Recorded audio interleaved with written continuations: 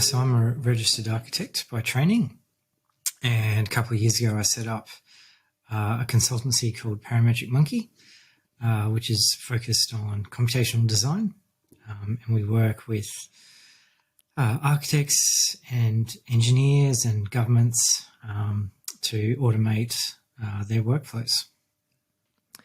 Great, and I'll bite on that. So when you say automate workflows, what sort of workflows are we looking at, and what type of work? Yeah, so it's there's a whole range of work.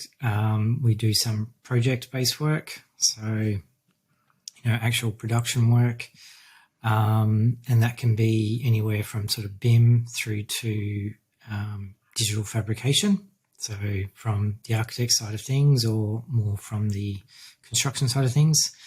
But a large part of what we do is developing software to automate the design process, whether that's documentation, whether that's sort of advanced analysis. And that's, a lot of the work that we do. Yeah, great. So when you're talking about that, you're meaning, like, say, for structural engineers or architecture, you can actually generate designs up front with using computations inside it. Is that the sort of thing we're talking about? Yeah, so it's really up to the ambitions of each client. So, it starts from the very mundane, where it's around the documentation. So creating views, putting them on sheets, renaming elements, a lot of that operational effectiveness. Then we kind of move through to the analysis side of things. So, we do a lot around solar access, which is quite big here in New South Wales, looking at how much sunlight apartments get. But then we've also done, quite advanced workflows for digital fabrication. So taking a parametric model, unfolding it, creating file to factory fabrication workflows. Yeah.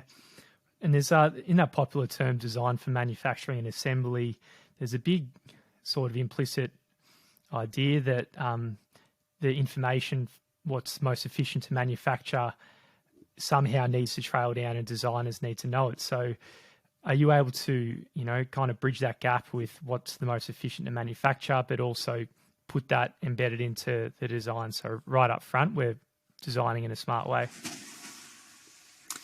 Yeah, so if it's planned out properly, it's always possible.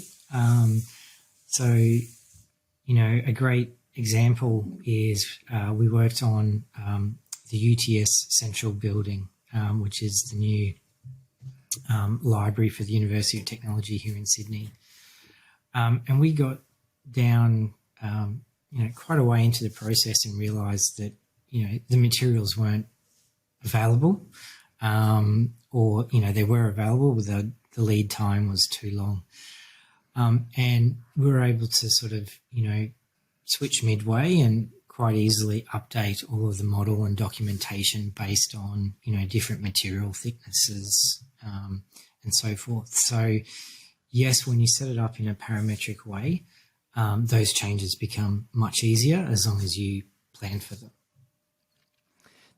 Yeah, great. And what sort of efficiencies are we trying to pick up, and sort of savings, and what are the issues in the generic project delivery model that you're trying to change or improve? So there are multiple areas in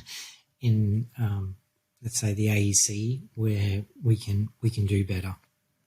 So one of the projects I'm talking to now with a client is around subdivision, and how to minimize, let's call it, wastage on plots. So it's rare that a singular plot will be rectangular. So given how much area you can build and the setbacks required, how do you tweak that subdivision so that you can build more?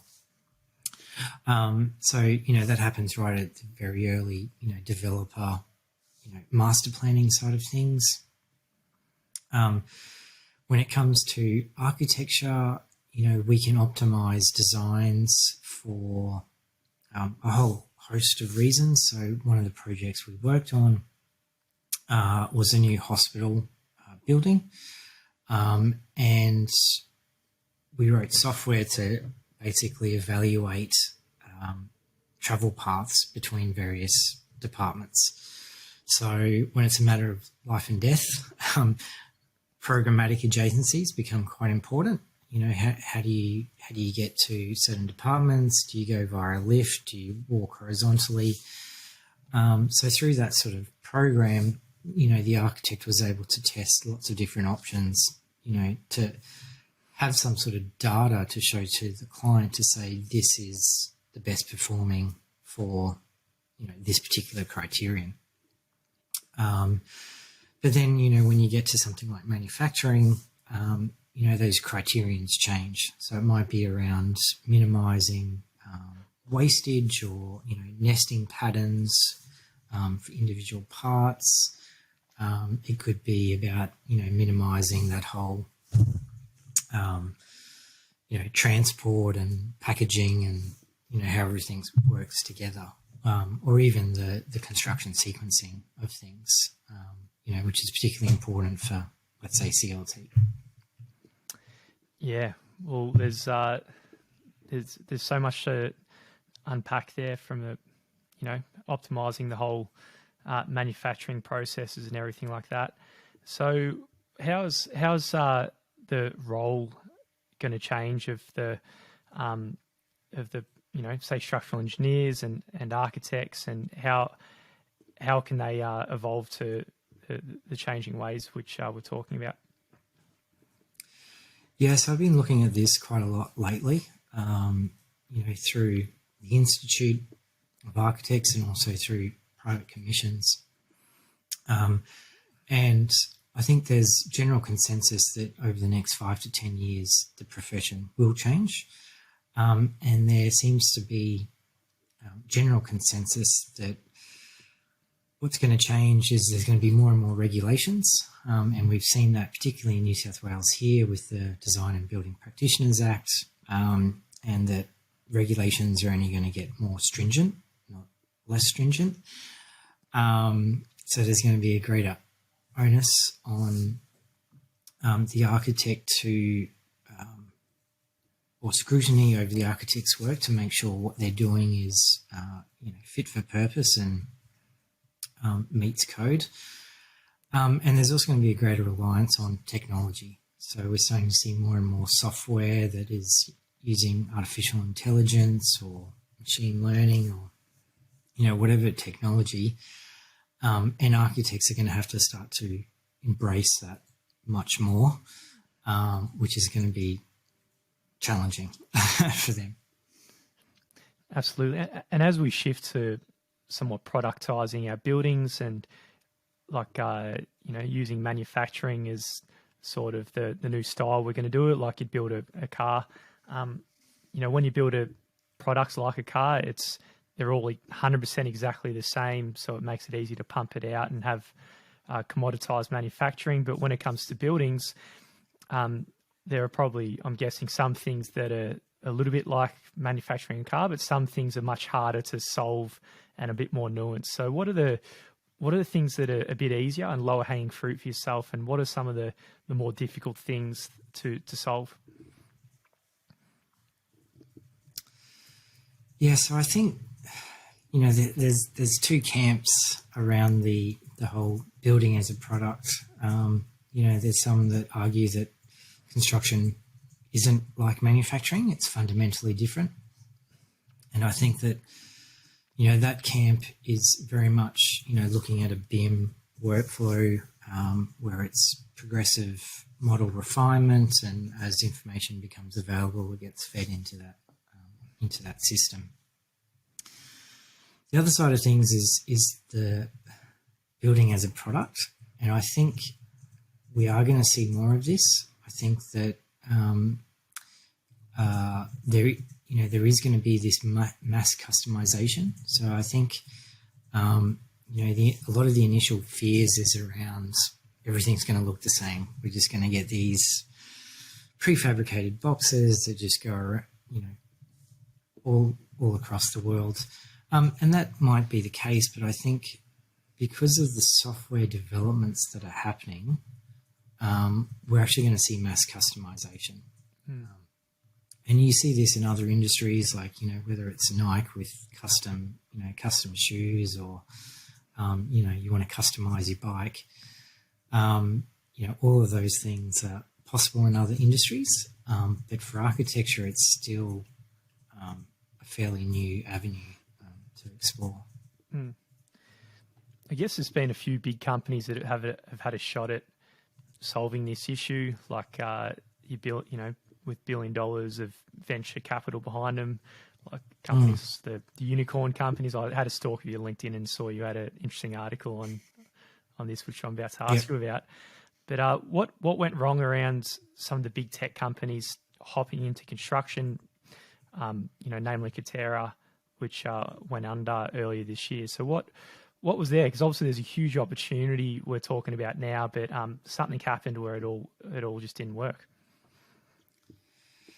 Yeah, so I think, there's lots of issues at play. And I think, the first thing to realise is that it's not necessarily a flawed business model, that you've actually got other influences driving those decisions. So part of the research that I did for that article was, looking at how venture capital actually influences companies. And Katerra and WeWork were both backed by SoftBank, who pumped in, billions of dollars into these startups. And it was a very aggressive move, which was really aimed at eliminating competition. If we can get to be, super large, super quick, then by default we're going to dominate the industry. But to do that, you actually need lots of capital, and at some point you need to start turning a buck, otherwise that cash flow is going to be shut off. And so I think these companies got really big really quick, but they never, part of the problem with that is that they never had to make it profitable from the beginning. There was always the bank of mum and dad supporting them. And so they never really got to the point where they had solved their business model. So Katerra had some really strong ideas. They jumped on the software development side of things probably a bit too late. But they never really found their target market in terms of who they were developing for, what the product was, how it was customizable. I think they also switched building methods quite a bit. So, they started with timber, then moved away, and then moved back. And I think, one of the challenges with any sort of off-site prefabricated company is that it's very capital intensive. And that's where a lot of those companies struggle, is you've sort of got to build it first before they can come, but it's a very risky move. So I don't think anyone's really cracked that problem of how to get economies of scale without, investing massive capital upfront to begin with. So that's, still a bit of an unknown, I guess. Well, I was lucky to have Michael Marks on the podcast, who was one of the founders of Katerra, and he was saying that it is a sick industry. Everyone knows it's sick and there's some issues in it, but it just seems like, no one's got this, there's no silver bullet approach, particularly, as you're saying, the venture capital, fully vertically integrated style. So, how do you think things will evolve going forward, and what might be the most appropriate sort of model? Yes, I mean, I'm definitely biased in that, I think that you need to start with a software solution. So, like, if you looked at what Katerra were doing, It was all set up for these economies of scale and, mass production or mass customization.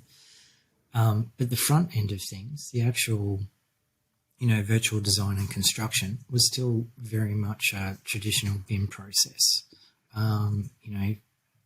Manually tweaking models, adjusting it, coordinating with other consultants and stakeholders. So you've already started off the project, behind the 8 ball. And I think that the company that cracks it is really going to rethink that whole process. And you need to start that right at the beginning. So the companies that can redefine the actual product or how that product is created or conceived, I think, is then well ahead of the game when it comes to the actual fabrication. Because what that means is that you don't have to do everything yourself. You don't have to be this vertically integrated company that, manufactures and then constructs the building, or even, buys the site. I think that you can, as a transitional measure, you can start to work with the existing infrastructure, the supply chain, existing contractors and things like that. And the way that Katerra was set up was a very sort of insular, we're just going to do it all ourselves. We're not, you guys are broken. We're going to try to do everything ourselves. And I think that kind of backfired. I think, you need to sort of work together somehow. Yes, you need to lead, but you also need to, drag the industry along with you as well. Yeah, absolutely. And it seems, it is going to be a collaborative approach. I guess a weakness in that might be that if not everyone's adopting a certain change and adopting a sort of new model, you need, all the consultants on the one team to kind of move ahead. And all it takes is a couple of consultants to provide some resistance, and then, things might not change. It's probably something we've seen particularly in tall timber buildings. Like, you might have a lot of enthusiasm from a few consultants, but whether it's the quantity surveyor or a structural engineer or whoever it might be, it just takes one, and then things fall apart. Yeah, and I think, part of the problem, or, one of the things that I have had to overcome, with Parametric Monkey, is that, people don't know what they don't know. So until you can kind of show them a credible alternative, it's very hard to imagine a different way of doing things. And so, yes, there's going to be resistance. People are going to say, this is the way we've always done it. But until you actually, invest some time and energy into an alternative way, which is not just marginally better, but, 10 times better, that's how you're going to get that tipping point change. And, we haven't seen that yet. Mm. So as we're wrapping up towards the end of the podcast, what do you see as like the future of the prefabrication industry? I usually ask guests, timber, but we can broaden it to just prefabrication / BIM in general. Yeah, so I think, it's still a bit of a new world for a lot of architects.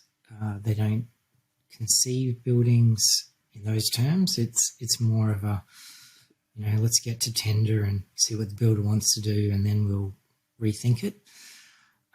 So I think we're going to see much more of that thought process happening earlier, which is good. I think architects will sort of struggle to sort of change how they work, where you start with a detailed model or detailed components or assemblies, and then piece those together rather than as a free-form element that gradually gets refined.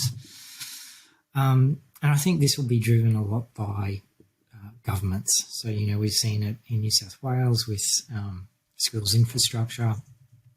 And I think, we'll start to see more and more state governments get involved with this, and that will drive adoption. And I think too, with a lot of the, building reform that's happening, clients will start to embrace it as well as a bit more of a, way to reduce risk. So yeah, it's definitely exciting times. Yeah, that's it. With what's on the table, it seems the cost certainty as well as the cost reductions potentially going forward. So absolutely exciting times. Well, thank you so much for coming on the podcast, Paul. If people want to find out more about yourself, and where should they go? So you can go to Parametric Monkey website, parametricmonkey.com. And we're also developing some feasibility software which addresses many of these issues that we discussed today, and that's metricmonkey.io. So definitely check it out and reach out if you've got any questions.